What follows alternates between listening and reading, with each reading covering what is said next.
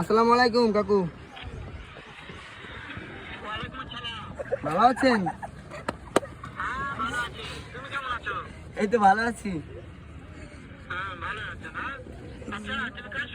এই তো কাকুর সাথে আছি। যে কাকু গালাগালি দিল।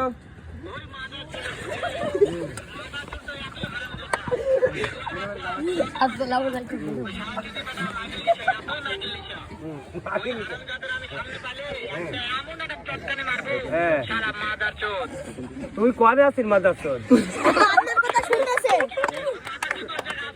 হ্যাঁ আসি, সব শুনতেছে।